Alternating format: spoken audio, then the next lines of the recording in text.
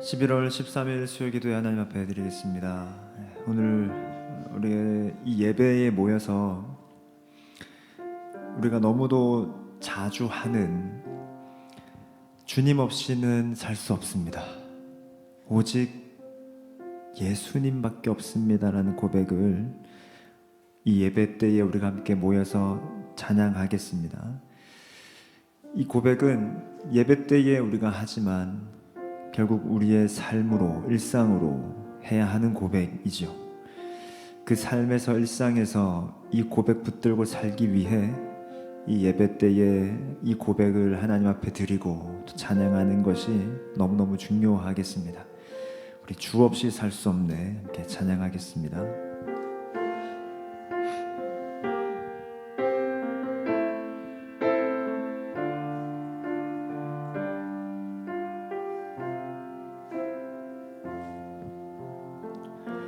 주 없이 살 수 없네, 죄인의 구주여. 그 귀한 보배 피로 날 구속하소. 주 없이 살 수 없네, 주 없이 살 수 없네, 죄인의 구주여. 그 귀한 보배 피로 날 구속하소서.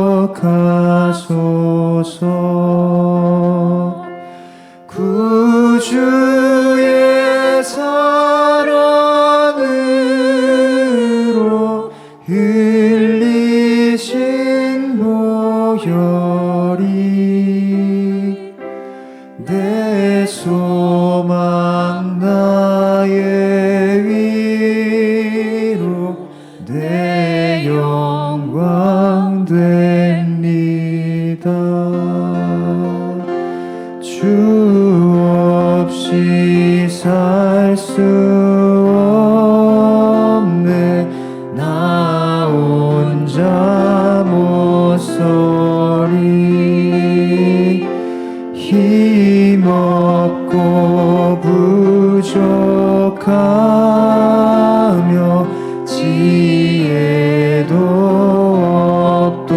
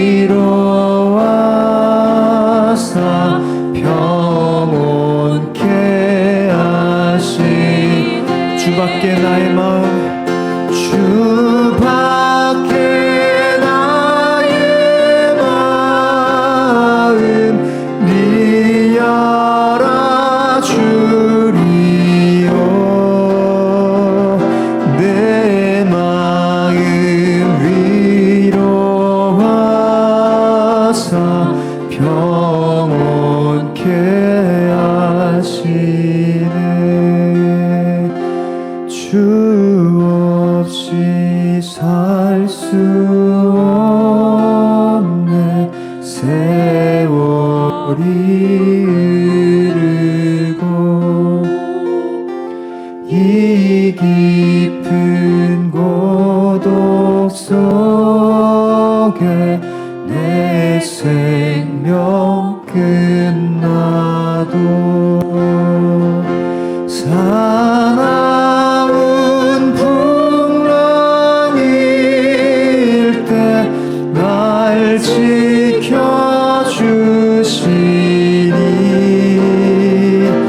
내 곁에 계신 주님 늘 힘이 됩니다. 사나운 풍랑일 때 사나운 풍랑일 때 날 지켜주시니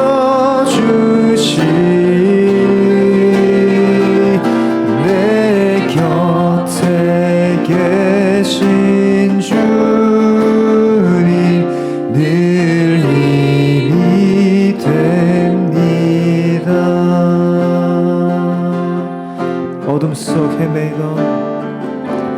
어둠 속 헤매이던 내 영혼 갈 길 몰라 방황할 때에 주의 십자가 영광의 그 빛이 나를 향해 비추어 주셨네.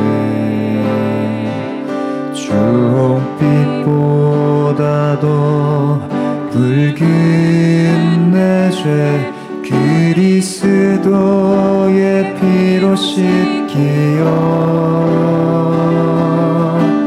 완전한 사랑 주님의 은혜로 새 생명 주께 얻었네.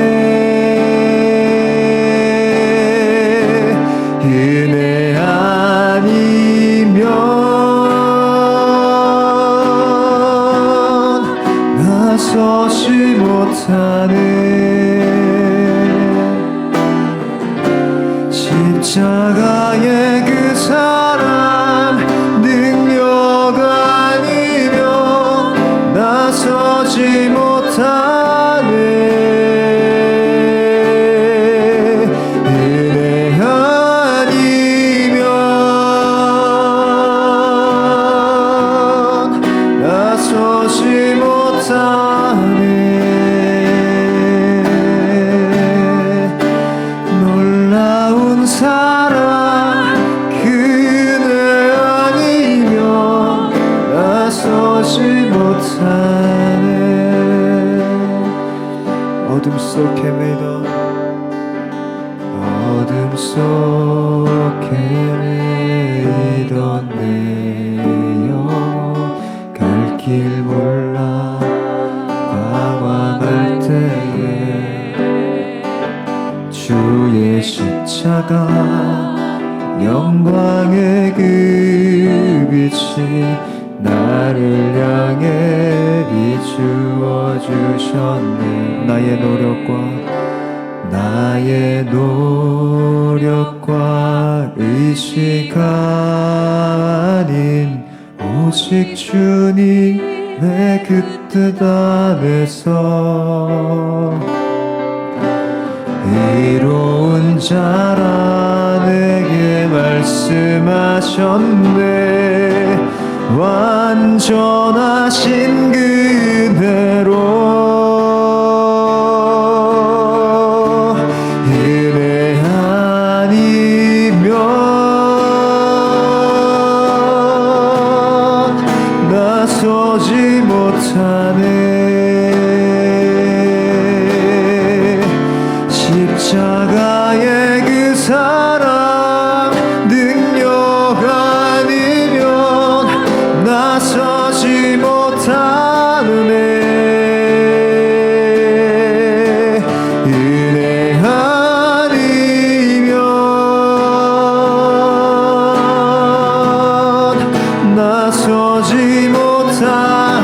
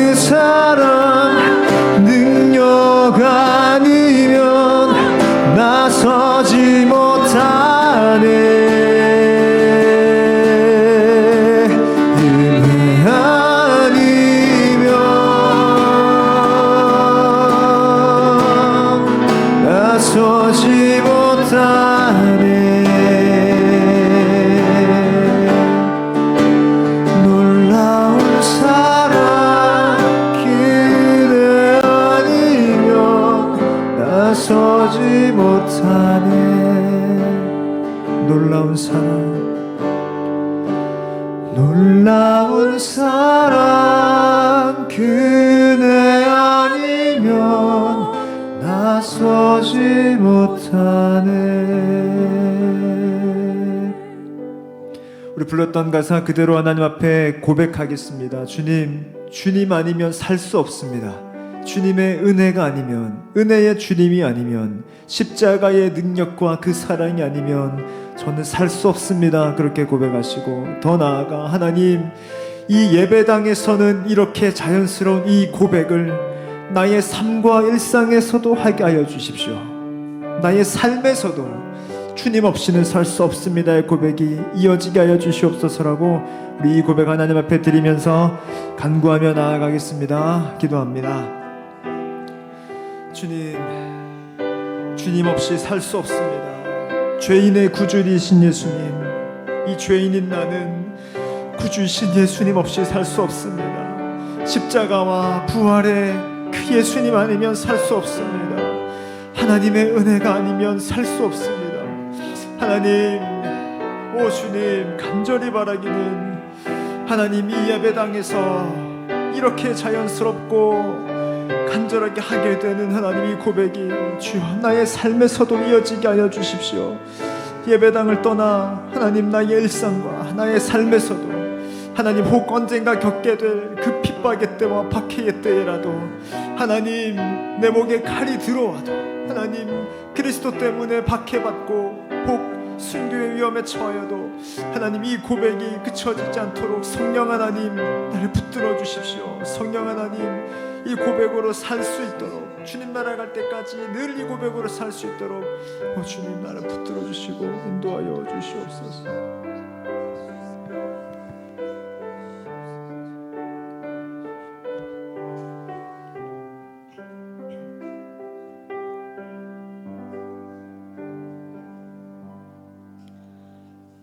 길이요 진리요 생명이신 하나님 아버지, 영원히 죽을 수밖에 없는 저희들을 십자가의 그 사랑의 능력으로 거룩한 하나님 나라 백성으로 삼아주신 그 은혜를 감사하며 아버지 찬양을 올려드립니다. 아버지의 은혜가 아니시면 저희들 도저히 설 수도 앉을 수도 없는 저희 연약한 존재들을 오늘도 이 귀한 은혜의 자리에 나아올 수 있도록 주님 불러주심을 감사를 드립니다. 아버지, 저희들을 예수 그리스도의 보혈로 구속하여 주시고 그 구원의 기쁨과 감격을 아는 하나님의 사람들로 살아가게 하심도 감사드립니다.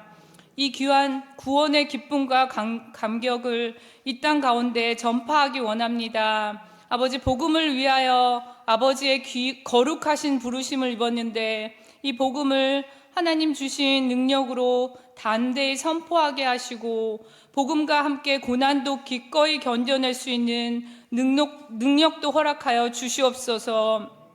오직 주님을 위하여 갇힌 자 되게 하시고 주님께만 사로잡힌 자들로 살아가게 하여 주시옵소서. 아버지, 이를 위하여 우리 드림 향상교회가, 우리 목장이, 우리 가정이 사용되어지게 하여 주시옵시고 받을 자격 없는 저희들에게 믿고 맡겨주셨사오니 아버지, 두려워하지 말고 오직 능력과 사랑과 절제하는 마음으로 맡겨주신 사명들을 잘 감당케 하여 주시옵소서.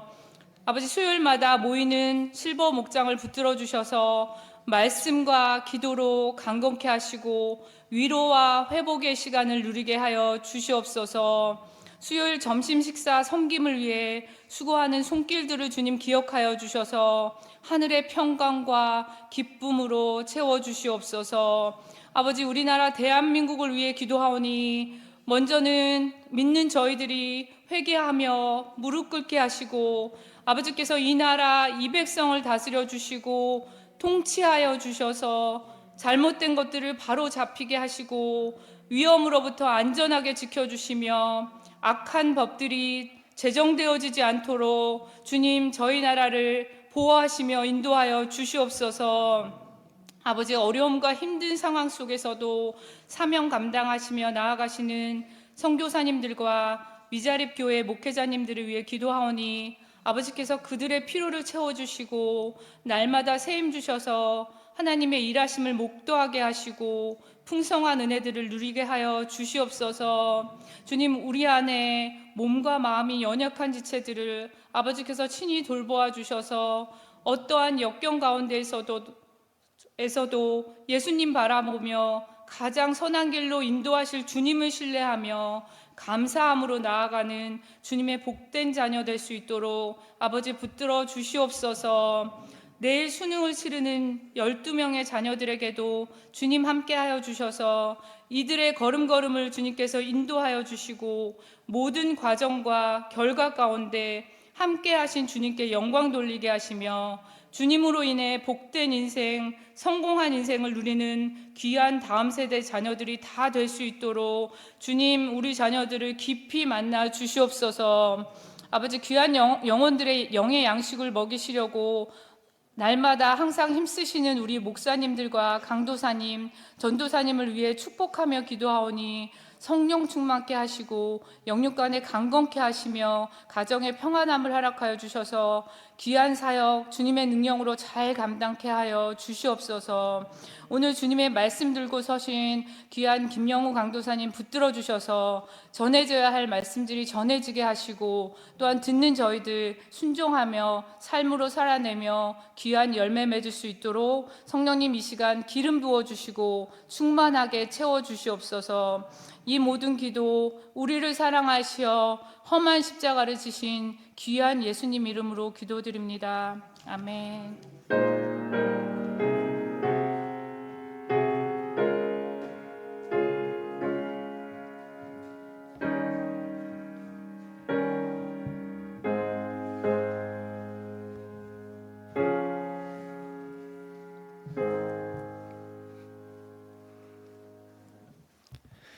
하나님의 말씀은 요한복음 14장 1절에서 7절까지의 말씀입니다. 요한복음 14장 1절에서 7절까지의 말씀 보겠습니다. 14장 1절에서 7절까지의 말씀을 교독하겠습니다. 너희는 마음에 근심하지 말라. 하나님을 믿으니 또 나를 믿으라. 내 아버지 집에 거할 곳이 많도다. 그렇지 않으면 너희에게 일렀으리라.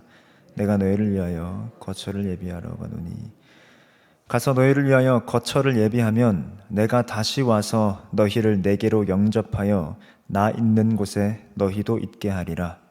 내가 어디로 가는지 그 길을 너희가 아느니라. 도마가 이르되 주여 주께서 어디로 가시는지 우리가 알지 못하거늘 그 길을 어찌 알겠사옵나이까. 예수께서 이르시되 내가 곧 길이요 진리요 생명이니 나로 말미암지 않고는. 함께 읽습니다. 너희가 나를 알았더라면 내 아버지도 알았으리라. 이제부터는 너희가 그를 알았고 또 보았느니라. 여러분은 어떤 길을 걷고 계십니까? 흔히 인생을 길에 많이 비유합니다. 그리고 이 길은 내가 걷는 방향이기도 하고 내가 하는 일이기도 합니다. 저는 청소년부를 맡고 있으니 특히 청소년 아이들에게 이 길이라는 것이 너무너무 중요하죠. 자신들의 길에 대해서 고민합니다. 내일 2025 대입 수능이 있는 날인데 그 인생의 길, 그 길에 이제 마치 본격적인 첫걸음을 내딛는 것이 주로 대학이기 때문에 대학을 고민합니다. 바로 취업하는 경우도 있고요. 20대가 되어서도 마찬가지입니다. 대학 졸업을 하고 군대도 다녀오는데 그 뒤에 어디에 취업해야 할지, 즉 뭐 먹고 살아야 하는지 고민합니다. 30대가 되어서도 마찬가지입니다. 30대인 저도 저의 길을 두고 기도하며 고민합니다. 약 10년 전에 저희 아버지께서, 당시 아버지께서 50대 초반이셨을 때 당시 20대 초반인 제게 그런 말씀을 하신 적이 있습니다. 웅아, 나는 아직도 꿈이 있다. 이러시는 거예요, 아버지가. 그때 50대 초반이셨는데 제가 감히 판단키로는 그 나이 때 꿈을 논하기는 쉽지 않은 것 같은데 좀 어색하고 낯설었습니다. 물론 제가 그게 되게 나이 들었다는 건 아니지만 20대 초반인 저한테는 50대는 그래도 인생이 많이 완성된 것 같았거든요. 그런 아버지께서 꿈이 있다 하시니 그때에도 인생은 길이 어디로 가야 하는지를 계속 고민하는구나 라는 짐작도 해보았습니다. 비유하자면 세상 모든 사람들은 길을 걷고 있습니다. 사람들은 자신이 걷는 길을 안다고 생각하기도 하고 모른 채 걷고 있다고 생각하기도 합니다. 이 길의 끝에 무엇이 있는지, 결국 어디로 가는지를 알고 있다고 생각하기도 하고 모른다고 생각하기도 합니다. 어떤 이들은 각자가 걷는 길은 다 다르지만 결국 도착지는 하나다라고 하기도 합니다. 어떤 이들은 각자가 걷는 길도 다르고 도착지도 그래서 다르다라고도 합니다. 뭐가 맞을까요? 길을 모르면 물어야겠죠. 우리도 물어야겠습니다. 성경에 물어야 되겠죠. 성경은 우리에게 길이 어딘지 알려줍니다. 그리고 우리의 최고의 그리고 유일한 내비게이션인 성경을 통해 우리가 어디에 서 있는지, 우리의 도착지는 어딘지는 알게 되죠. 오늘 그 답을 얻는 시간이 되기를 바랍니다. 먼저 예수님의 길입니다. 본문 4절에서 예수님께서 이렇게 말씀하십니다. 내가 어디로 가는지 그 길을 너희가 아느니라. 아십니까? 예수님의 길은 어디죠? 예수님 지금 너희가 내 길을 안다. 이 성경의 이야기대로라면 제자들에게 너희는 내 길을 안다라고 하십니다. 즉 예수님의 길이 있다라는 것이죠. 우린 요한복음에 대해서 살펴보고 있습니다. 요한복음에 담긴 7번의 예수님의 자기소개 I am에 대해서 살펴보고 오늘 벌써 6번째 시간입니다. 요한복음은 총 21장까지 있습니다. 자, 생각해 보겠습니다. 나 자신이 만약에 복음서를 쓰는 인간 저자입니다. 그러면 예수님의 생애에 대해서 기록해야 합니다. 예수님의 생애, 태어나시는 이야기부터 승천하시는 때까지 이걸 대략적으로 우리가 그냥 33년이라고 하겠습니다. 이 33년에 대해 써야 하는데 분량이 21장입니다. 총 21장입니다. 그러면 이 21장에다가 예수님의 33년의 생애를 나누어서 기록해야 하는데 어떻게 분배하시겠습니까? 33 나누기 20을 해서 정확하게 균등하게 분배하시겠습니까? 혹은 중요한 부분은 좀 더 깊이 또 길게 다루시겠습니까? 아마 다양한 방법으로 할 수 있겠죠. 우린 총 4개의 복음서, 예수님의 생에 대한 4개의 복음서를 성경으로 받았습니다. 마태, 마가, 누가, 요한 복음입니다. 이 4명의 복음서 기자들은 그러면 이 33년의 예수님의 생애를 어떻게 분배하여서 기록하였을까요? 일단 공통적으로는 예수님의 생애를 균등하게 기록하지는 않았습니다. 그 33년을 똑같이 나누어서 균등하게 분배하진 않았습니다. 이 4명의 복음서 기자 모두 일종의 선택과 집중을 한 것입니다. 공통적으로 선택과 집중을 한 것은 우리가 공생애라 부르는 그 3년, 예수님의 사역의 그 3년에 초점을 두어서 기록했습니다. 이게 4개의 복음서의 공통점입니다. 차이점도 있죠. 대표적으로 예수님께서 태어나시는 기사입니다. 그걸 중요하게 다룬 저자들이 있죠. 마태와 누가입니다. 마태와 누가는 예수님께서 태어나시는 사건을 자세하게 다루었습니다. 마가는 이걸 아예 생략했습니다. 그래서 마가복음에서 예수님의 첫 등장은 세례 요한에게 세례를 받으시는 그 공생애의 시작점입니다. 그러니까 예수님의 태어나신 기사가 아예 없죠. 요한도 마찬가지로 생략했습니다. 요한복음에도 그게 없죠. 그래서 우리가 다음 달에 크리스마스를 보낼 때에 예수님께서 이렇게 태어나셨습니다, 이 땅 가운데 이렇게 오셨습니다 라고 하는 것은 전부 마태복음과 누가복음의 기록만을 통해서 우리가 알 수 있는 것이죠. 자, 이렇듯 예수님의 생애에 대하여 저자들마다 초점을 달리하여서 기록하였음을 우리는 봤습니다. 그러면 요한복음의 특징은 무엇일까요? 다른 3개, 마태, 마가, 누가복음과 구별되게 요한복음이 중요하게 다룬 것은 크게 2가지만 짚어보겠습니다. 첫째는 십자가 전 마지막 일주일입니다. 요한은 굉장히 극단적으로 여기에다가 큰 분량을 주었습니다. 성육신부터 승천까지 예수님의 약 33년의 시간 중에 시간적으로 고작 일주일에 요한은 엄청난 분량을 다루었습니다. 예수님께서 돌아가신 요일이 언제죠? 금요일입니다. 그러면 예수님께서 돌아가신 그 날은 어떤 날일까요? 유대인의 절기로 유월절입니다. 예수님께서 유월절에 돌아가셨습니다. 그런데 요한복음 12장 1절은 이렇게 시작합니다. 유월절 엿새 전에. 마리아가 항유를 깨는 그 본문입니다. 그것이 유월절 엿새 전입니다. 즉 예수님께서 돌아가시기 6일 전인 것이죠. 이것이 요한복음 12장입니다. 다시 말해 전체가 21장으로 된 요한복음은 거의 절반에 가까운 분량을 예수님의 십자가 전 대략의 그 일주일에 절반 가까이의 분량을 할애하고 있는 것입니다. 무슨 말이죠? 지금 그 예수 그리스도의 십자가 죽음과 그것과 관련된 것들을 매우 중요하게 다룬다라는 것입니다. 둘째는 예수님의 설교입니다. 방금 살펴본 대로 예수님의 그 마지막 돌아가시기 전 마지막 일주일에 대해서 다룹니다. 그러면 그 일주일에 대해서 사건을 주로 다룰 수도 있겠죠. 그런데 이 일주일 가운데 예수님께서 하신 말씀을 주로 기록합니다. 그것이 아까 12장 넘어왔죠. 13장 31절부터 16장까지입니다. 그러니까 3장이 넘는 분량의 예수님의 긴 강화를, 설교를 기록하였습니다. 그래서 혹시 여러분들 성경에 예수님의 말씀은 붉은 표시된 성경 갖고 계시면 넘기다 보면 요한복음은 거의 다 붉은색으로 되어 있는 것을 볼 수 있습니다. 다른 복음서와 확연하게 구별되는 차이인 것이죠. 그 요한복음 13장 31절부터 16장까지의 예수님의 긴 강화를 한 단어로 키워드를 말하자면 성령님입니다. 예수님께서는 그 성령님에 대해서 말씀하십니다.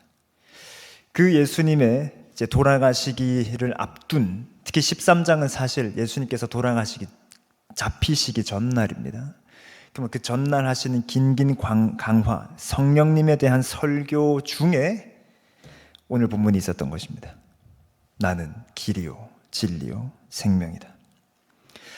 제가 이 두 가지를 살펴본 것은 오늘 본문과 직결되기 때문입니다. 좀 더 풍성하게 이 본문을 이해하기 위해서죠.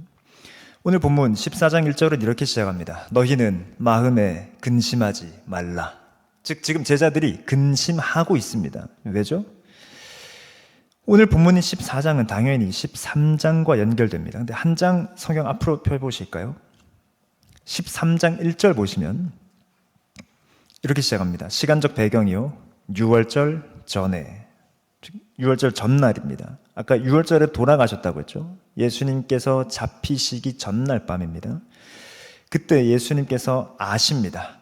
6월절 전에 예수께서 자기가 세상을 떠나 아버지께로 돌아가실 때가 이른 줄 아시고, 즉 예수님은 자기가 이제 십자가에 죽어야 하실 것을 아십니다. 아버지께로 돌아가야 할 때를 아십니다. 그때 예수님께서 13장에서 무엇을 하시죠? 소위 세족식, 제자들의 발을 씻겨주십니다. 4개의 복음서 중에 여기만 기록되어 있습니다. 그리고 제자들에게 발을 서로 씻겨주라 라고 하십니다. 이와 연결하여 세계명을 주시죠. 세계명이 뭐죠? 서로 사랑하라. 그러자 베드로가 묻는 것이 13장 36절입니다. 성경 보시면 주여 어디로 가시나이까? 베드로가 묻는 것입니다. 예수님의 스탠스를 보니 이제 왠지 자신의 죽음을 준비하는 사람 같거든요. 약 33살의 청년인 이 선생이 마치 이제 자신의 인생을 좀 정리하는 듯한 느낌이 드는 것입니다. 그리고 마치 어디로 간다고 자꾸 얘기를 하시니 주여 어디로 가시나이까? 베드로를 포함한 제자들이 근심합니다. 그래서 예수님께서 오늘 본문 1절에 말씀하셨던 것이죠. 근심하지 말라. 자, 그러면 지금 우리가 살펴보고 있는 질문, 예수님의 길은 어디입니까? 십자가라는 죽음입니다. 예수님의 죽으시며 그것이 예수님께서 가시는 길입니다. 예수님은 십자가라는 죽음이라는 길을 가십니다. 이건 굉장히 역설적입니다. 오늘 본문에서 예수님은 자신을 무엇이라고 소개하셨습니까? 나는 길이요 진리요 생명이다라고 하셨습니다. 생명이신 예수님께서 가시는 길이 죽음입니다. 왜요? 죽음에 있는 우리에게 생명을 주시기 위해서입니다. 다시 말해, 생명이신 예수님께서 죽음의 길을 가심으로 죽음에 있던 우리가 생명을 얻게 된 것입니다. 영광스러운 교환이 일어나는 것이죠. 이것이 복음입니다. 이것이 복음입니다. 이렇게 생명이신 예수님께서 죽으심으로 우리가 생명을 얻게 된 것입니다. 그런데 성경은, 예수님은 이 슬픈 소식을 꽤나 낭만적으로 전하십니다. 죽음을 향해 가시는 예수님의 길을 또 다른 특징으로 말할 수 있는데, 두 번째는 하늘의 집입니다. 본문 2절과 3절을 보겠습니다. 제가 읽습니다. 내 아버지 집에 거할 곳이 많도다. 그렇지 않으면 너에게 일렀으리라. 내가 너희를 위하여 거처를 예비하러 가노니 가서 너희를 위하여 거처를 예비하면 내가 다시 와서 너희를 내게로 영접하여 나 있는 곳에 너희도 있게 하리라.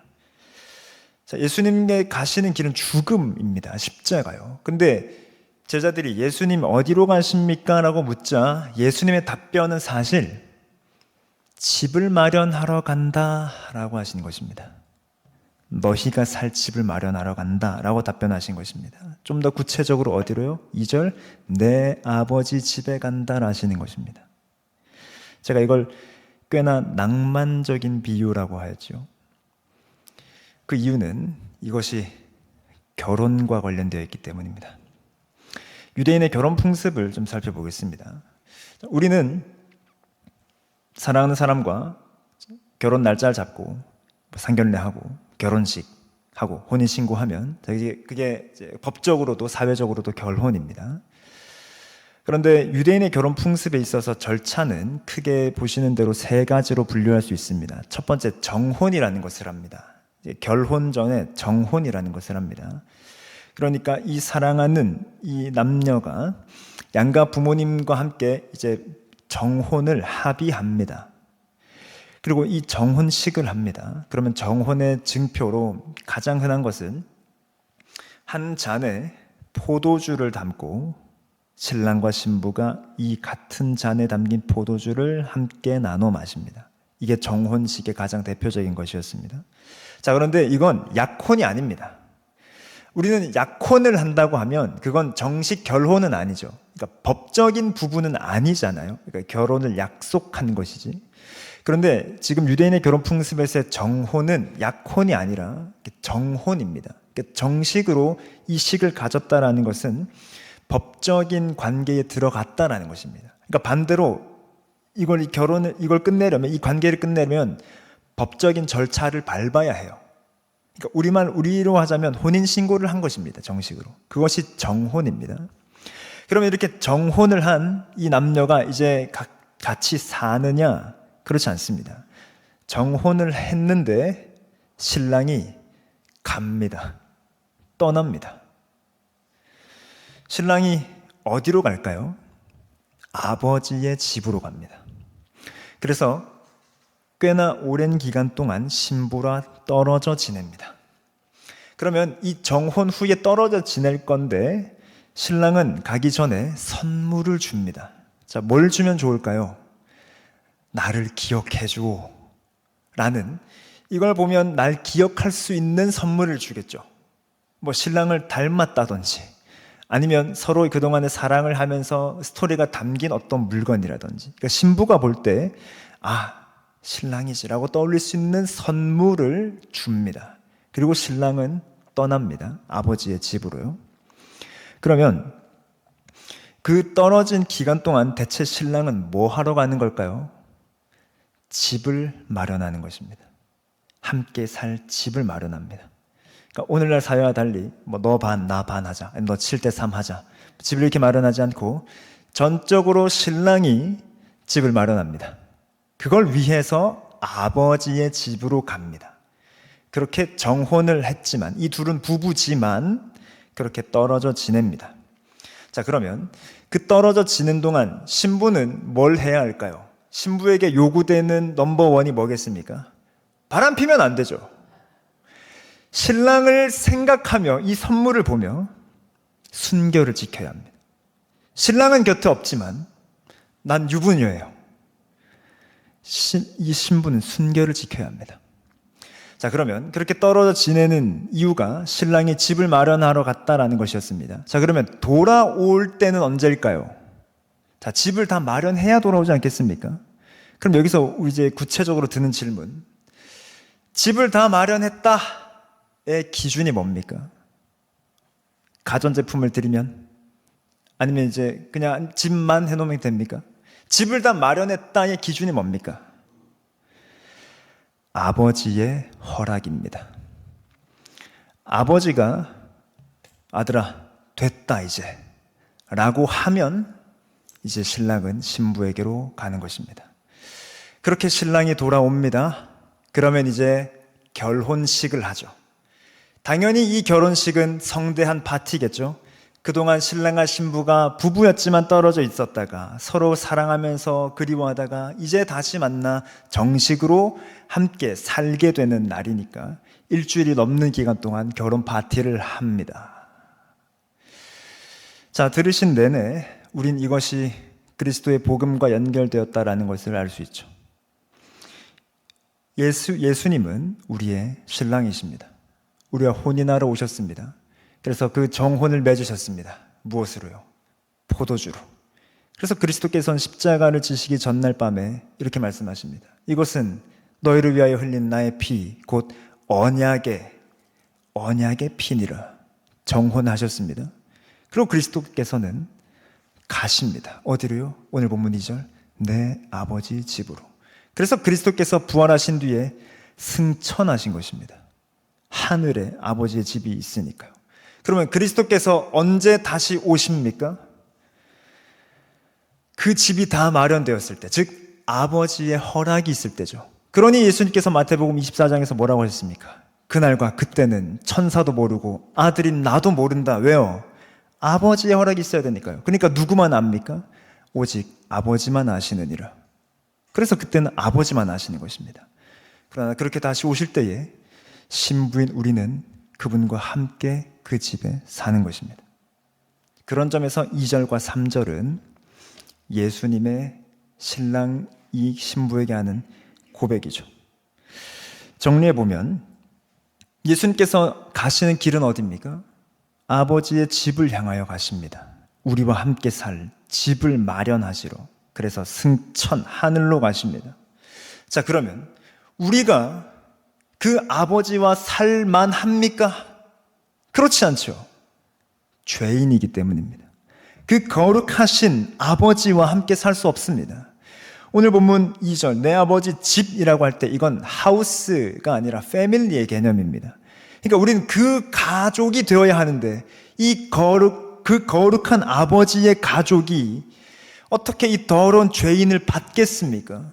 그러니 그리스도께서 하늘에 가시기 전에 어떤 작업을 신부에게 해야 하겠습니까? 그리스도의 십자가로 정결케 하는, 그래서 그 아버지의 집에, 그 하늘나라 가문에 합당한 신부가 되도록 해야 하겠지요. 그러니 하늘에 가시기 전에 그리스도께서 가셔야 하는 길이 무엇이었습니까? 그게 죽으심입니다. 그리스도께서 십자가를 그래서 반드시 그 길에 가셔야 하는 것이죠. 그렇게 생명이신 그리스도께서 죽음이라는 길을 가심으로 죽음에 있던 우리가 생명을 얻게 되어 그 아버지의 나라에 합당한 가족 조건이 되는 것입니다. 그래서 요한복음 1장에 뭐라 그랬습니까? 영접하는 자는 하나님의 자녀가 되는 권세를 얻는 것입니다. 이것이 복음입니다. 복음이란 그리스도께서 우리를 위해 아버지 집으로 가시는 것이며 그 가시는 길에 걸으시는 십자가와 부활입니다. 두 번째, 우리의 길입니다. 앞서서 우린 예수님의 길에 대하여 살펴보았습니다. 이 길은 예수님께서 우리를 위하여 여신 길입니다. 예수님은 이 길에 우리를 초대하십니다. 오늘 본문 읽진 않았지만 조금 위에 13장 36절 시몬 베드로가 이르되 주여 어디로 가시나이까? 예수께서 대답하시되 내가 가는 곳에 네가 지금은 따라올 수 없으나 후에는 따라오리라. 이제 좀 이해가 가시죠? 그리고 오늘 보면 3절, 나 있는 곳에 너희도 있게 하리라. 예수님께서는 그 길에 우리를 초대하십니다. 그리고 제자들도 예수님께서 가시는 길을 따라야 한다고 생각했습니다. 물론 지금 예수님이 하시는 말을 다 이해하지 못했지만 당시로서 랍비의 길을 제자가 가는 것은 마땅했으니 제자들은 그런 점에서라도 가야 한다고 여겼죠. 그래서 5절에서 도마가 묻습니다. 도마가 이르되 주여, 주께서 어디로 가시는지 우리가 알지 못하는데 우리가 어찌 그 길을 알겠사옵나이까? 베드로도 도마도 지금 그 길을 가기 원했습니다. 우리도 그 길을 가야 합니다. 그 길이 뭐라고 예수님께서 6절에 하시는 것입니까? 예수께서 이르시되 내가 곧 길이요 진리요 생명이다 라고 하십니다. 즉 우리의 길은 어디입니까? 예수님입니다. 본문 6절은 우리가 너무너무 잘 아는 본문이죠. 내가 곧 길이요 진리요 생명이다. 우리가 이 본문을 그냥 14장 6절로 떼어놓고 보면 길, 진리, 생명은 동일하게 병렬적으로 이루어지는 것 같은데 방금 우리가 쭉 살펴본 것으로 볼 때에 이 길, 진리, 생명 중에 가장 중요한 핵심이 뭡니까? 길입니다. 그런 점에서 덧붙여진 진리와 생명은 이 길에 대한 설명입니다. 그래서 말하자면 진리와 생명의 길이라고 할 수 있겠죠. 길이 핵심입니다, 지금.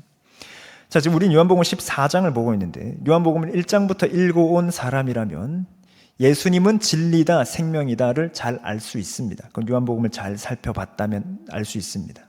여기서 예수님께서는 그 앞에서 계속 얘기해왔던 진리와 생명과 함께 길에 대한 얘기를 하시는 것이죠. 요한복음을 쭉 읽어왔다면 이걸 충분히 이해할 수 있습니다.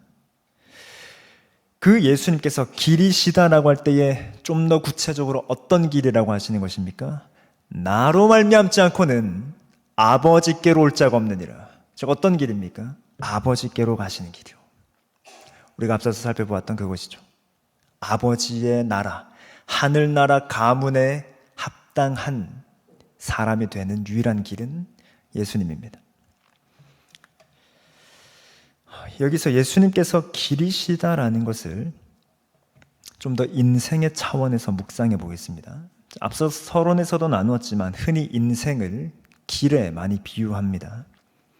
자, 그러면 죄인이란 어떤 자라고 비유적으로 말할 수 있겠습니까? 죄인이란 길을 잃은 자입니다. 길을 모르는 자입니다. 그것이 죄인입니다. 모든 사람은 죄인이다라는 성경의 선언은 이런 점에서 비유하자면 모든 사람이 길을 잃었다라는 것과 같죠. 자, 그렇다면 길을 잃은 사람은 어떻게 하겠습니까? 길을 찾아 나서겠죠. 나 길 잃었네? 길 모르네? 그럼 길을 찾아 나섭니다. 여기가 맞는지 저기가 맞는지 길을 찾아 나섭니다. 자, 이러다 보면 어떤 사람은 자신감을 갖는 사람이 있습니다. 나는 길눈이 밝아. 여기로 가면 돼. 그럼 길이 보여. 이렇게 말하는 사람이 있습니다. 어떤 사람은 긍정적이고 희망을 갖는 사람이 있습니다. 나는 길은 모르지만 이 길을 걷다 보면 언젠가 좋은 곳에 다다를 거야. 아니면 더 긍정적인 사람은 목적지를 몰라도 돼. 어디론가 안 가도 돼. 내가 걷는 여기 다 좋은데 뭐. 인생은 여행이잖아. 그렇게 여기도 가다 보면 저기도 가다 보면 여기도 좋고 저기서도 이런 건 좋고 많은 사람들의 인생이 이렇습니다. 어떤 이들은 이렇게 사는 게 정답이야 라고 말합니다. 아까 살펴봤던 1번의 불이죠. 근데 요즘은 이런 것보다는 이와 같은 사람이 훨씬 많죠. 인생의 정답은 없고 인생은 여행이야. 그래서 잘 누리면 돼. 그게 행복이야. 그게 인생이야 라고 말하는 사람이 요즘 훨씬 많습니다. 그래서 마치 비유하자면 어디로 가는지는 몰라도 걷다 보면 무언가 만날 텐데 그 만나는 모든 걸 감사하게 누리면 돼 라고 말하는 사람들이 많아졌습니다. 길을 걷다 보면 과수원을 만날 수도 있고 그러면 거기서 뭐 사과라도 따먹고 강을 만날 수도 있고 그러면 거기서 뭐 수영도 하고 아니면 뭐 사막을 만날 수도 있고 뭐 그렇게 인생이 힘들 때도 있는 거지. 혹은 뭐 숲을 만나서 쉴 수도 있고. 그래, 인생은 원래 그렇게 여행 같은 거고 이럴 때도 있고 저럴 때도 있고 인생사 세용지마야 라고 말하는 것입니다. 다 뭐 인생의 여행의 묘미지. 그러나 거기까진 좋을지 모릅니다. 그러나 성경은 두 가지를 말합니다. 첫째, 그렇게 아무리 걸어도 진짜 길을 절대로 찾지 못한다라고 말합니다. 그냥 헤맬 뿐이다. 모든 사람이 길을 잃었고 그들은 아무리 걸어도 그냥 헤맬 뿐 진짜 길을 찾지 못한다라고 말합니다. 즉 성경은 스스로 절대 스스로 구원받지 못한다라고 말합니다. 더 중요한 건 둘째, 성경은 너희가 걷는 땅은 멸망할 거다라고 말합니다. 그것을 보여준 것이 노아의 홍수요 소돔과 고모라입니다. 사람들은 길을 모릅니다. 그래서 헤맵니다. 근데 헤매는 것도 여행이라고 말하기 시작했습니다. 아직은 그렇게 말할 수 있습니다. 왜요? 땅이 멸망하기 전이기 때문입니다. 그러나 멸망할 때가 되면 그 맛있는 열매를 주던 과수원도, 시원하게 해주던 강도, 평화롭던 숲도 언젠가 불과 유황으로 멸망하고 심판당할 때가 오는 것입니다. 그때에는 길을 잃은 죄인들은 이거 여행이구나라고 절대로 생각하지 못할 겁니다. 후회하면서 슬피 울며 이를 갈 겁니다. 그러나 늦었습니다. 베드로후서 3장은 이렇게 말합니다. 이제 하늘과 땅은 그 동일한 말씀으로 불사르기 위하여 보호하신 바 되어 경건하지 아니한 사람들의 심판과 멸망의 날까지 보존하여 두신 것이니라. 이게 우리가 살아간 땅입니다. 그 땅을 그냥 걷는 것입니다. 헤매는 것입니다. 그러나 목적지를 모릅니다. 진짜 길도 찾을 수 없습니다. 지금이야 아직 불사르기 전이니 여행이라 말할 수 있지만 그때가 되면 이거 여행 아니구나라고 반드시 말할 때가 올 겁니다. 그러면 구원이란 무엇입니까?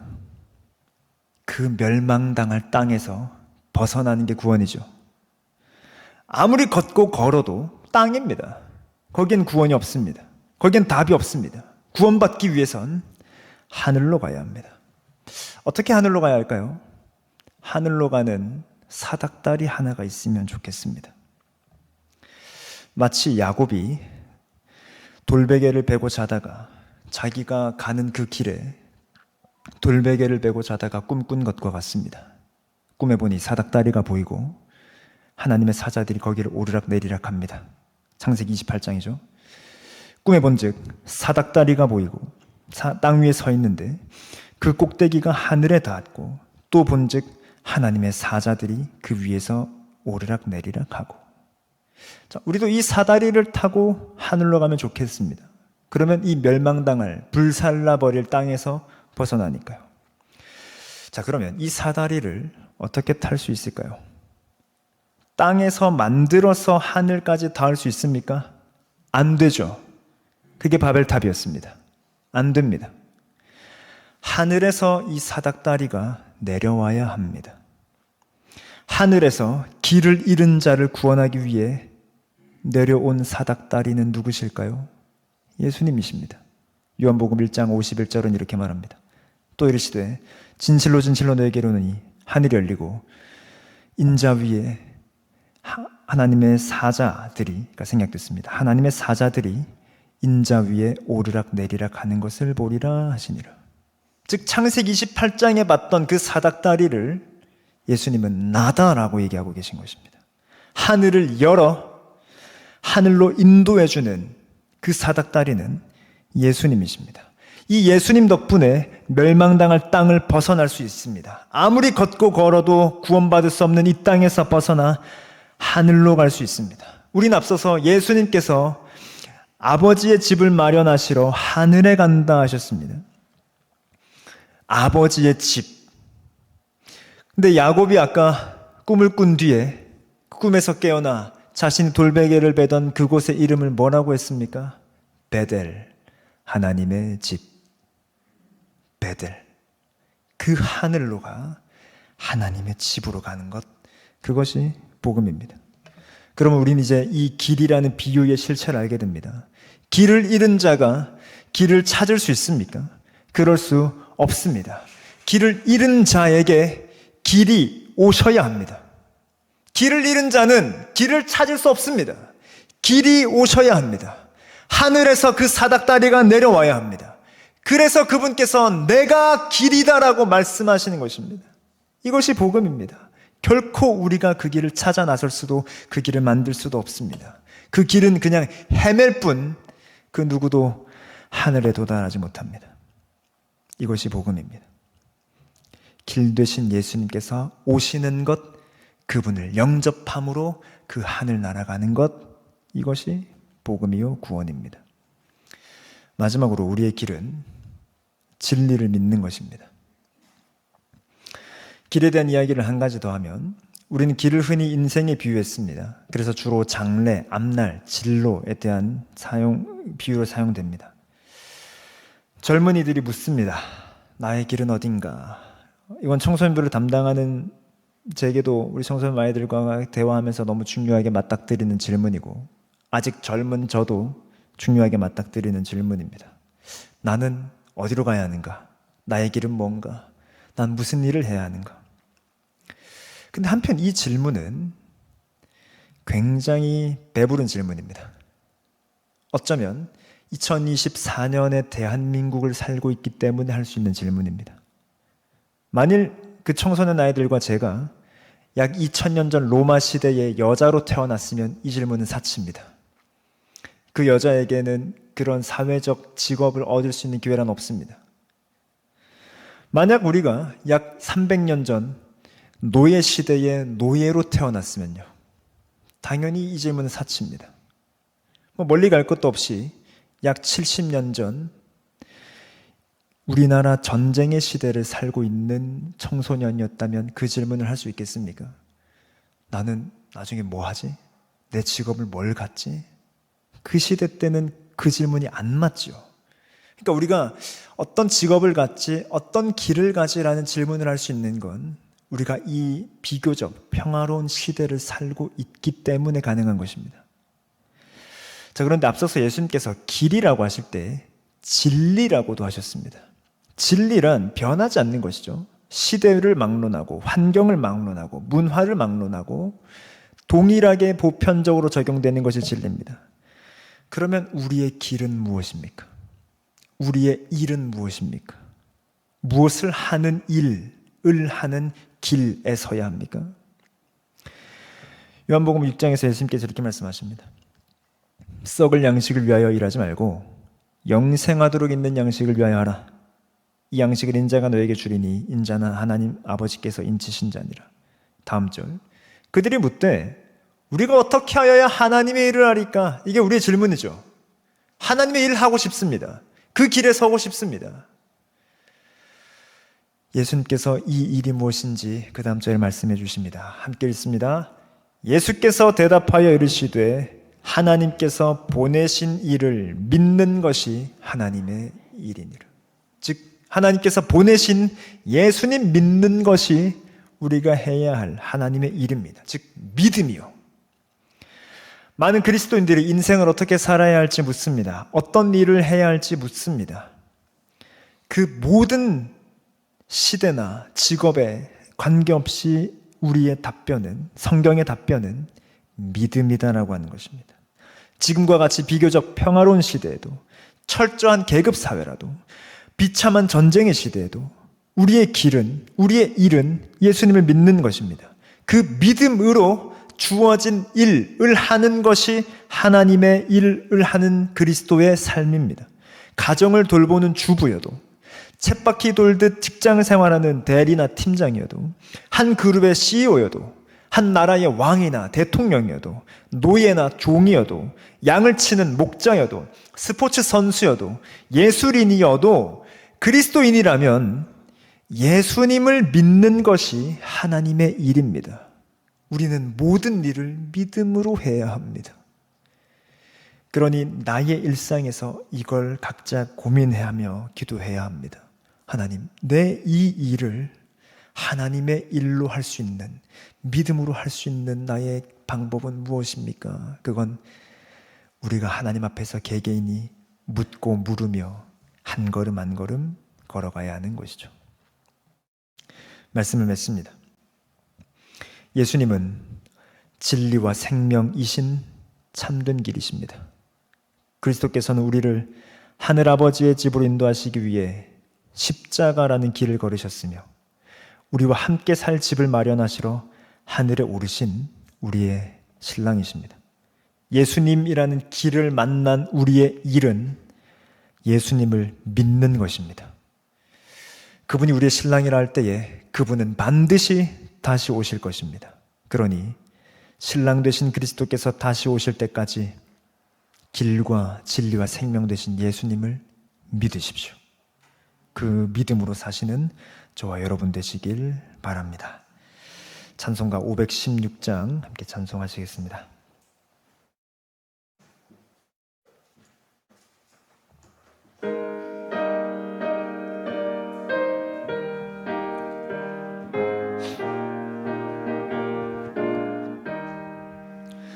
옳은 길 따르라 의의 길을 세계 만민의 참된 길 이 길 따라서 살기를 온 세계에 전하세 만 백성이 나갈 길 어두운 밤 지나고 동튼다 환한 빛 보아라 저 빛 주 예수의 나라 이 땅에 곧 오겠네 오겠네 주 예수 따르라 승리의 주 세계 만민이 나갈 길과 진리요 참 생명 내 창검을 부수고 다 따르라와 평화 어두운 밤 지나고 동튼다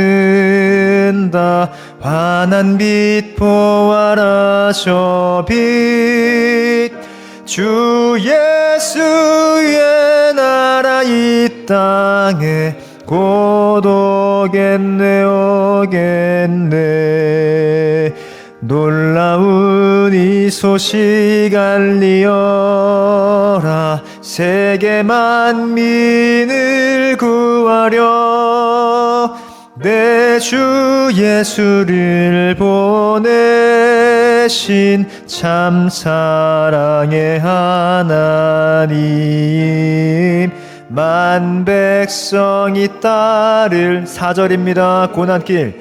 고난길에 치고 찾아온 길 많은 백성을 구한 길 모두 나와서 믿으면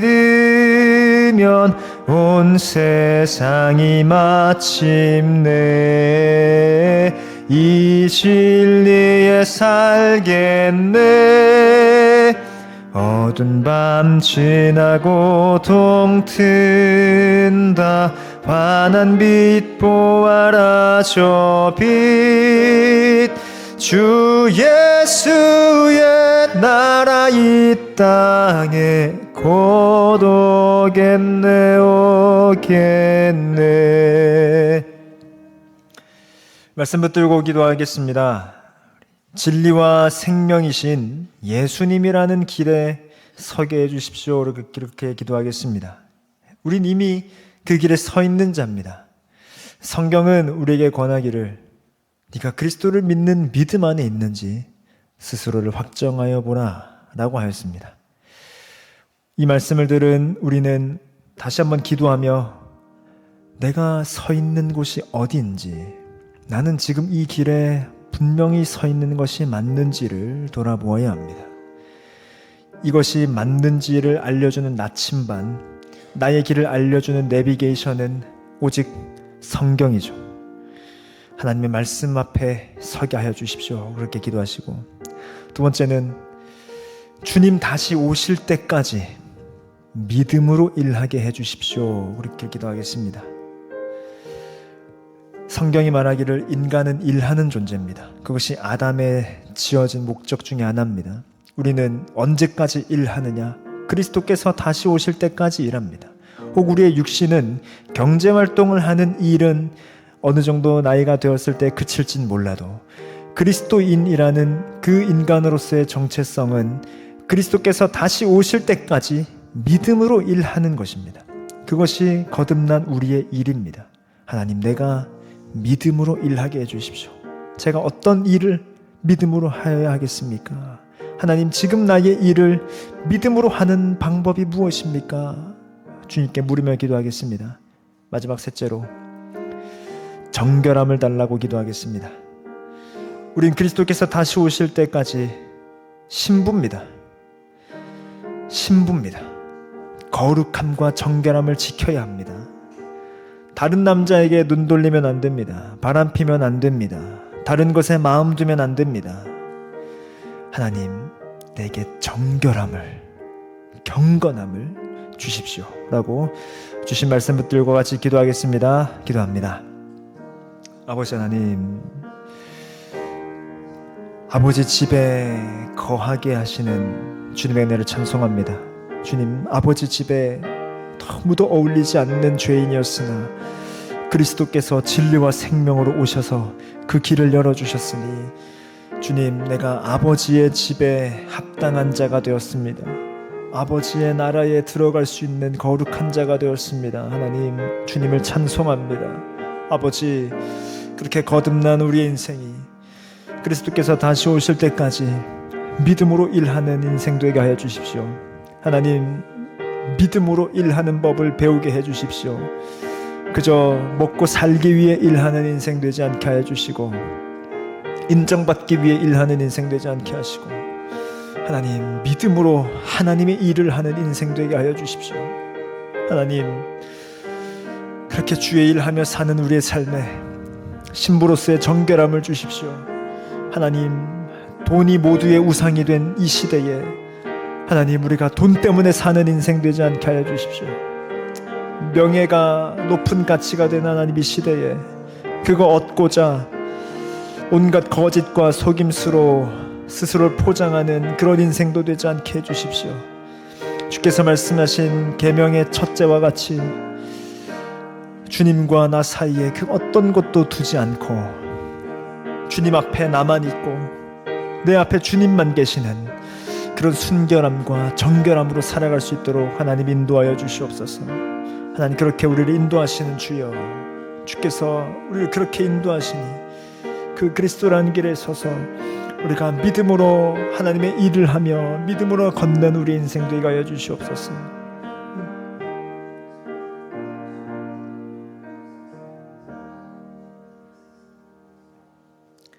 하늘에 계신 아버지 하나님, 우리는 그 하늘에 계신 하나님을 아버지라 부를 그 어떠한 자격도 없는 더러운 자였는데 우리를 그 하나님 나라의 집에 합당한 가족이 되게 하시기 위해 진리와 생명으로 우리의 길이 되신 예수님 주신 아버지 감사합니다.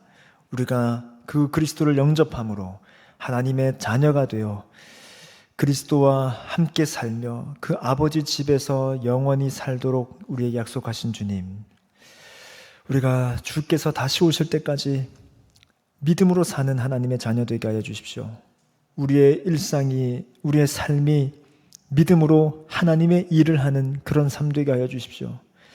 돈이 우상이 된 이 시대에 우리가 돈 벌고자 일하는 자들 되지 않게 하여 주시고, 돈 따라 사는 그런 인생도 되지 않게 하여 주시고, 돈 때문에 이리 휘둘리고 저리 휘둘리는 그런 인생 되지 않게 하여 주시고, 믿음으로 하나님의 일을 하는 주의 일꾼 청지기로 살게 하여 주십시오. 그렇게 살 때에 주님, 우리에게 순결함을 주옵소서. 오직 예수 그리스도의 신부로서 우리의 마음에, 우리의 사랑의 대상은 오직 예수님 한 분 되시는 그 순결함으로 살아가는 우리가 되게 하여 주시옵소서. 예수님의 이름으로 기도합니다. 아멘. 우리 드림양상의 식구들을 위하여서 먼저는 다음 세대를 위해, 또 둘째로는 환우들을 위해 우리 함께 묶어서 기도하겠습니다. 다음 세대를 위해 동일한 기도의 제목으로 우리 같이 기도하겠습니다. 어찌 우리만 그런 기도를 드리겠습니까? 다음 세대도 동일하게 진리와 생명이신 예수님이라는 길에 서게 해 주십시오.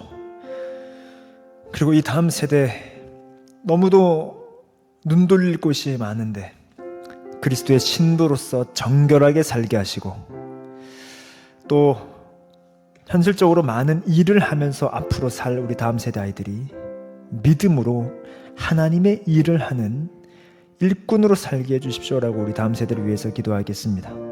이들이 자칫 돈 때문에 일하는 인생 됩니다. 그런 인생이 되면 신부의 정결함도 잃는 것이요, 하나님의 일하는 일꾼으로서의 삶도 잃는 것입니다. 그런 인생 되지 않도록 다음 세대 위해 기도해 주시고, 우리 수험생들을 위하여 기도하겠습니다. 우리 드림양상교회에 내일 12명의 수험생들이 수능을 칩니다. 우리는 부디 그런 기도 안 했으면 좋겠습니다. 하나님, 잘 찍고 잘 맞게 좋은 성적 나오게 해주십시오. 그렇게 기도하지 마시고, 하나님, 공부한 만큼 나오게 해주십시오. 정직하게 기도해 주시고, 그럼에도 하나님께서 또한 뜻하신 일이 있으면 하나님께서 하실 것입니다. 우린 이들의 평안을 위해, 그리고 그 시험이 하나님의 일을 하는 영광의 수단이 되기를 위해, 그리고 수능을 넘어 이들의 장래를 위하여 기도하겠습니다. 주의 나라의 일꾼 되기 위하여 그 과정들을 잘 밟아가는 그런 젊은 인생들 되게 해달라고 우리 믿음으로 다른 기타 종교나 그런 소원 비는 사람들의 기도와 달리 믿음으로 다음 세대를 위하여서 이 시간 같이 기도하시고, 우리 여사 성도들을 위한 기도도 함께 하겠습니다. 우리 이정수 집사님 위하여 기도해 주십시오. 다가오는 15일 신장암 수술을 하십니다.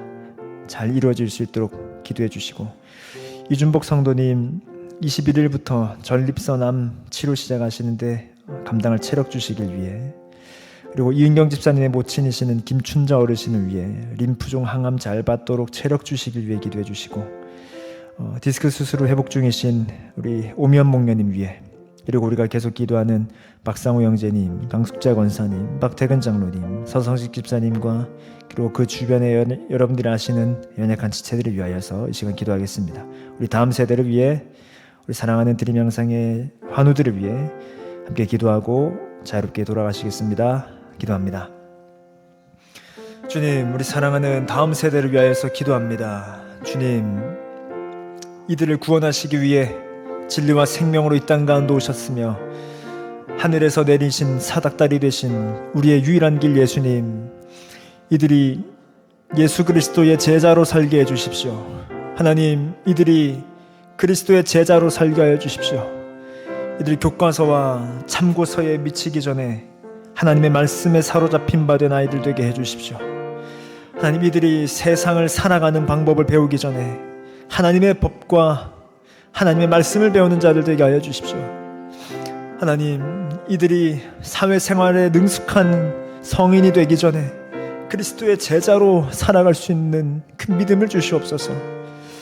하나님, 이들이 그렇게 지금의 삶을 하루하루 1년, 2년 그렇게 잘 지내다가 하나님, 이들이 언젠가 직업을 갖게 되고 더 넓은 세상을 보게 될 그때에 하나님, 이들의 마음이 미혹되지 않도록 붙들어 주시고, 그들이 돈 벌기 위해 직업 선택하는 그런 어리석은 짓을 하지 않도록 성령 하나님 붙들어 주시옵소서. 주님, 그들이 그리스도의 신부로서 정결하게 살 수 있는 믿음 주시고, 하나님의 일꾼으로서 하나님의 일을 하는 그런 믿음의 사람들 될 수 있도록 도와주시옵소서. 하나님, 내일 수능을 치르는 수험생들이 있습니다. 그들의 삶을 아시고 인도하시는 주여, 하나님, 어찌 그리스도의 자녀들이 하는 기도와 하나님 기타 종교나 소원 비는 자들의 기도가 같겠습니까? 하나님, 잘 되기 위하여 기도하기 전에 주의 선하신 대로 이루어지기를 저희들이 기도하며, 그들의 형통을 위해서가 아닌 그들의 믿음을 위해서 기도합니다. 아버지, 그들의 이 시험 하나도 주의 영광을 위하여서 수단으로 사용하는 아이들 되게 하여 주십시오. 하나님, 그 마음을 붙들어 주시되 하나님, 그저 떨리지 않는 마음을 넘어 그리스도 안에서 누리는 평강을 주시옵소서. 그들의 인생의 불안함을 하나님 그저 철학적이고 화학적인 것으로 잠재우지 않고 주의 말씀으로 하나님의 임재하심으로 다스릴 수 있는 믿음 주시옵소서. 주님, 이들의 내일의 수능뿐 아니라 이어지는 장래를 붙들어 주옵소서. 이들이 믿음의 사람으로 살 수 있게 도와주시고 그리스도의 제자로서 살 수 있는 그 지혜와 용기를 주시옵소서. 하나님의 드림영상의 환우들을 위하여 기도합니다. 다가오는 15일부터 수술하시는 이정수 집사님, 주님 붙들어 주십시오. 저희들이 올해 기도해 오고 있는 우리의 기도의 제목을 주께서 하시오니 들으시고 그 수술대 위에 올라갈 때 주인 평강을 주시고 하나님께서 그 집도하시는 그 수술의 모든 과정 가운데 주인이 되어 주시옵소서. 하나님, 이준복 성도님 붙들어 주십시오. 21일부터 전립선 안으로 방차선 치료 시작합니다. 하나님, 그 모든 것을 치료의 과정을 감당할 수 있는 체력 주십시오. 하나님, 우리 은경 집사님의 어머니이신 김춘자 어르신 위하여 기도합니다. 림프종 항암 잘 받을 수 있는 체력을 주십시오. 구원의 기쁨과 감격 주시고 그리스도를 깊이 사랑할 수 있는 믿음 주시옵소서. 하나님, 스스로 회복 중이신 우리 오면 목녀님을 붙들어 주십시오. 다리 통증도 사라질 뿐 아니라 마음의 평강을 주시고 육신의 건강도 주시고 하나님, 또 목녀로서 어머니로서 아내로서의 살아가는 그 삶에 하나님 강건한 허락하여 주옵소서. 하나님, 저희들이 계속 기도하고 있는 환우분들의 기도의 제목들이 있습니다. 우리의 영혼과 삶의 감독과 목자 되신 예수님 인도해 주시고 낫게 하시는 은혜와 그리 아니하실지라도 우리 드림영상의 모든 환우들이 그리스도를 주와 왕으로 고백하는 믿음의 일들이 일어날 수 있도록 인도하여 주시옵소서.